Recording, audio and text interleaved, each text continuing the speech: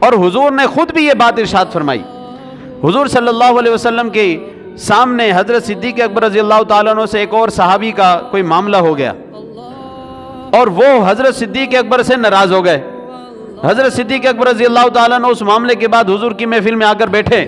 اس صحابی کو احساس ہوا کہ میں نے کچھ شاید زیادہ بات چیت کر لی ہے تو مجھے حضرت صدیق اکبر کو منانا چاہیے. یہ مسلمان کی نشانی ہوتی کہ اگر کسی وجہ سے مسلمان کا مسلمان کے ساتھ معاملہ ہو جائے، اسے بعد میں جب بھی احساس ہو وہ اپنی انا کا مسئلہ نہیں بناتا، خود جا کر معافی مانگ لیتا کہ میں معافی مانگتا ہوں. تو وہ دوسرے صحابی حضرت صدیق اکبر کو منانے کے لیے تلاش کرتے کرتے حضور کی محفل میں پہنچے، اور یہاں پر حضور کو معلوم ہو چکا تھا کہ حضرت صدیق اکبر سے فلانے نے کسی مسئلے میں اختلاف اور اس طرح کیا. تو وہ صحابی کون ہے آپ کو معلوم ہے؟ وہ حضرت عمر فاروق رضی اللہ تعالیٰ عنہ.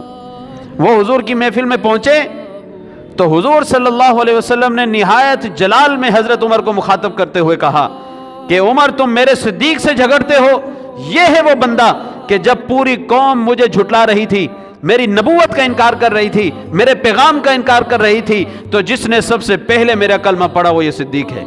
جس نے سب سے پہلی میری مدد کی یہ صدیق ہے. جس نے سب سے پہلے میری تصدیق کی وہ صدیق ہے.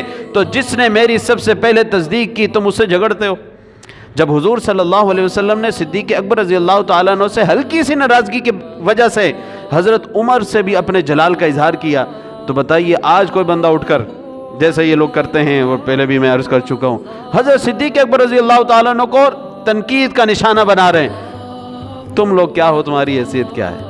حضور صلی اللہ علیہ وسلم کی بارگاہ میں حضرت عمر رضی اللہ تعالیٰ عنہ بھی صدیق اکبر سے ایک معمولی سا معاملہ، کوئی اختلاف، کوئی اناد نہیں تھا، کوئی دشمنی نہیں تھی، کوئی دل کے اندر بغض نہیں تھا، ایک ظاہری معاملے کے اندر جس طرح دو بھائیوں میں معاملہ ہو جاتا ہے اسی طرح کا معاملہ تھا.